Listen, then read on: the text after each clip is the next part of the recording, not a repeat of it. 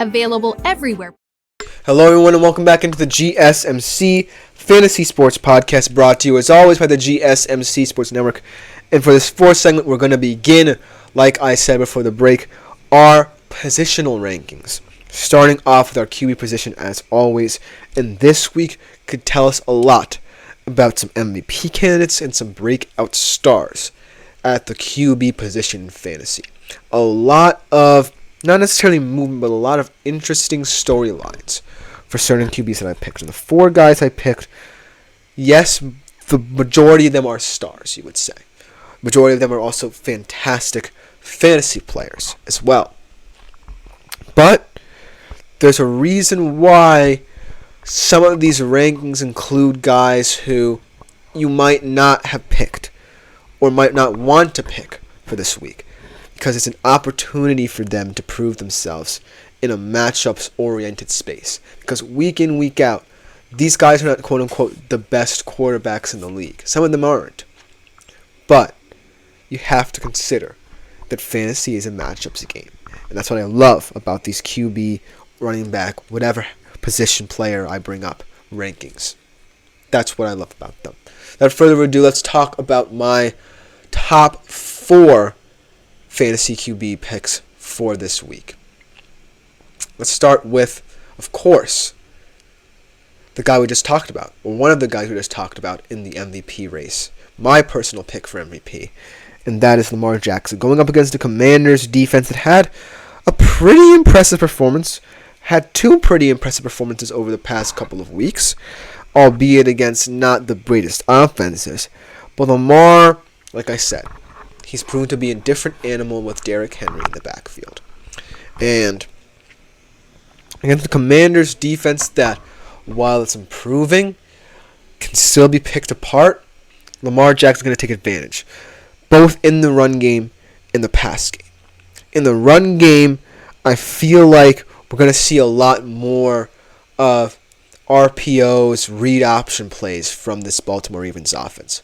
You can exploit both the linebackers of Washington with Derrick Henry and how he frustrates you and puts you in a bind, and then you just have to account for Lamar's speed if he takes it himself.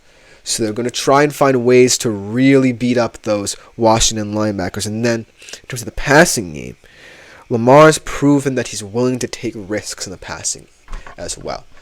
And there's no better secondary to take risks against than the Commanders. I'm not saying that they're the weakest, quote-unquote, secondary, but they're one that certainly has had their issues in both man and zone coverage.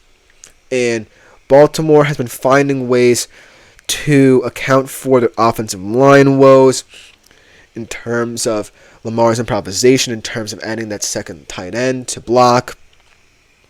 And so we see the way that Lamar can attack in the pass game. Some games he's on about it, and some games he wants to attack offenses through or defenses through the pass, and sometimes he wants to hand it off to Derrick Henry, have him be the bell cow for the offense. But this game certainly feels like it can go both ways, and to great result, because Washington can be exploited in many different ways, and we saw it with Cincinnati, and we saw it, with Tampa as well. So I kind of feel like this is the week where, Lamar really puts this Commanders defense to the test in a way that they haven't really seen before. So Lamar is my overall pick.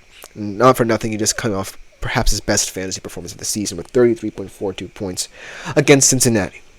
My second guy, coming off a bye week, Jared Goff, going up against the Cowboys. And I feel like Jared Goff coming off this bye week, and if you look beyond that, coming off perhaps his best game of the season against Seattle, a perfect game for him. I feel like this was the perfect time for Jared Goff to have a bye week. Some might say otherwise because, after coming off a big performance, you kind of want to go into another game and be like, I want to do this again and again and again. But having this bye week really kind of settles this offense down, gets it fully healthy, mind you. I don't think everyone in that game against Seattle was fully healthy. Sam Laporta might have been playing at 50% or maybe 60% for him.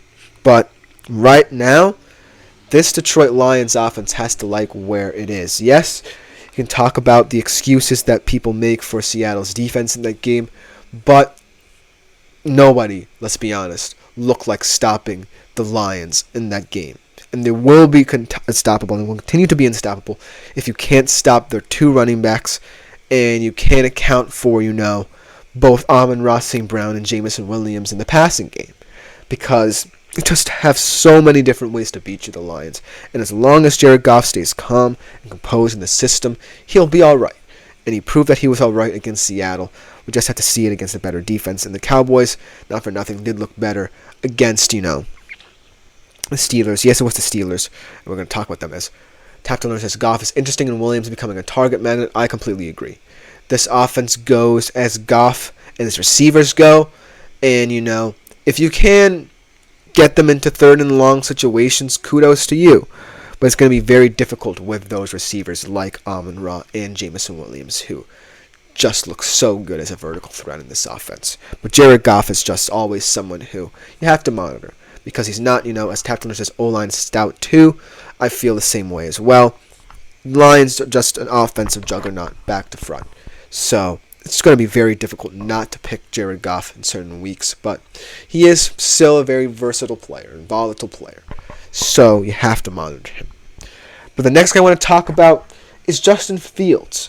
He's not, the sexiest option as a QB1 or 2, but he's getting the job done for the Pittsburgh Steelers. This game against the Cowboys, yes, you kind of feel like he could have done more with what he had and the possessions he had, and he only had 131 yards in this game and 2 touchdowns. But as long as he keeps the ball safe, that's the best way to continue improving himself.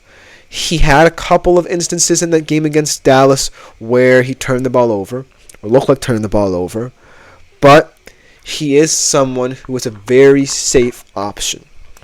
And going up against the Raiders, who right now are a big question mark in my mind, I feel like he can find different ways to make his team relax. And that's what I want to see out of the Steelers. A relaxed approach on the offensive side of the ball.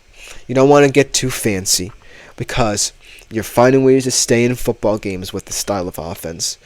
And most importantly, you're getting improvement from Justin Fields. Because let's say Justin Fields has the job for the entire year, and they don't turn to Russell Wilson, which I don't want them to do, because Justin Fields has looked pretty good. Justin Fields could technically be your QB of the future. He's only, 25 years old? So, keeping him calm and poised in the system is very important to how Pittsburgh wants to develop its offensive game plan. Because, who knows, in a couple of years, maybe Justin Fields will be comfortable, not just, being an option kind of quarterback.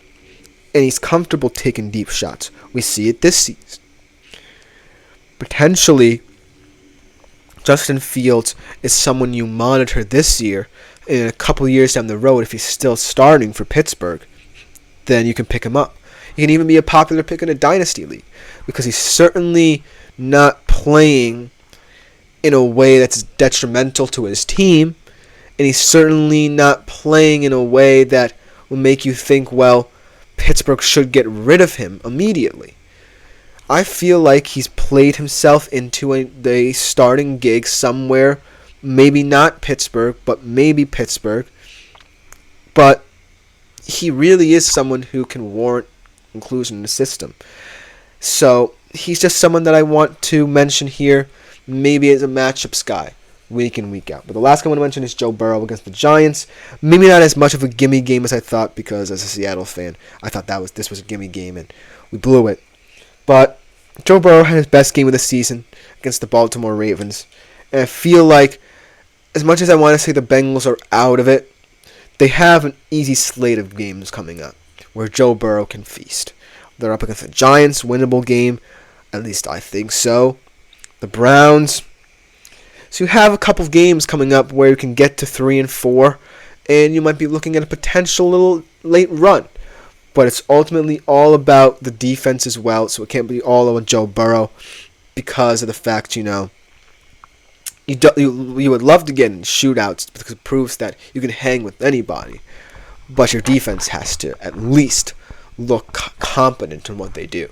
And right now they don't. They might just be the worst unit in the entire NFL.